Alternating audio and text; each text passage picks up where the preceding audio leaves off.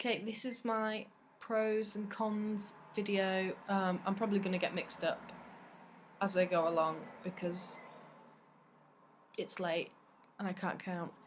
And then my 3 top tips for Belgium.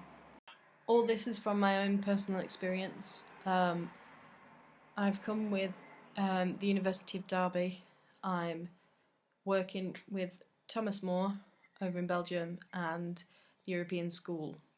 So this is my placement top tips, do's and don'ts, look out for things, and just general chit chat. If you've got any questions, don't hesitate to ask me. You can either ask below or add me on Facebook. Do what you will. Okay, number 1. The food here is totally cheap. There is Lidl and there is an Aldi. Find them. You can feed yourself like €10 a week, even 2 weeks, and that is like, I don't know, £8? It is really, really cheap. 2. Here in Belgium there are 4 languages: English, Dutch, Flemish and French. Now, whichever region, whichever area of Belgium you go to, there'll be a different language. You need to find out which language is where. You'll probably hear it, but it's better for you if you know, and you know please and thank you in both. In all. I mean, most people speak basic English, but I mean, it's polite to learn, isn't it? Belgian waffles, Belgian chocolate, Belgian beer, Belgian apples.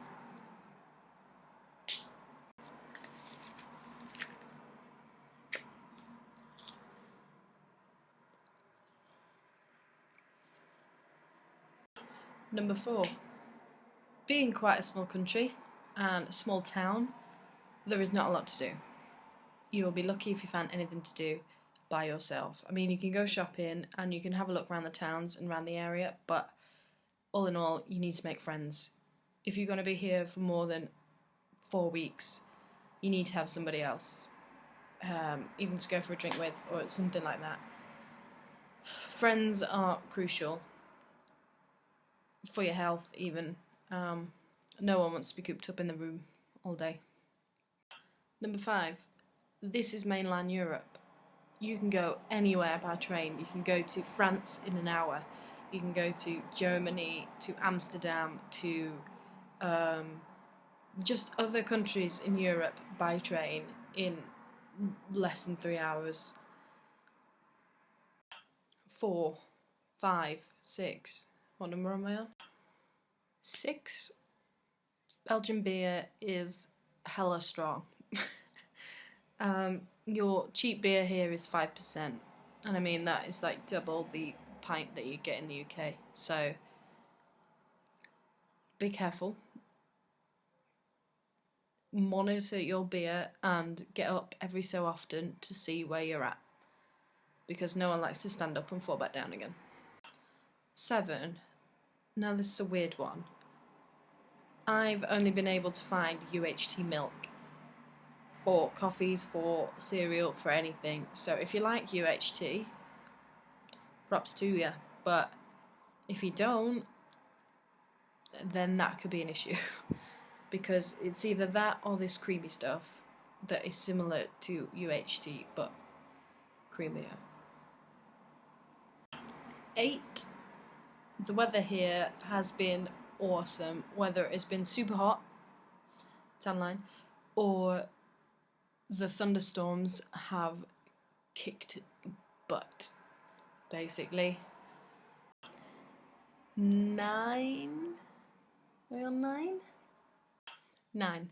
You can buy this train pass in Belgium. I'm not sure about other countries, but you get like a certain amount of journeys for €50. I think it's like 10 or 20, something like that. And you just buy this and you write down where you're going from and where you're going to, and that counts as a journey on your thing, no matter how far, as long as it's in Belgium, this works. 10. Make sure you keep in touch with lecturers at home. I mean, I know they've got a lot to do, but being out of the country, it can be difficult, and it can be really rough to shape what you've got to do for your work to the Belgian culture and way of going about things. Drop them emails every now and again. I don't think they'll mind, but as long as you've got that supervision in place before you even go, before you even leave, then you should be good. 3 top tips. Budget. You don't want to be stranded somewhere and have very little money to get back.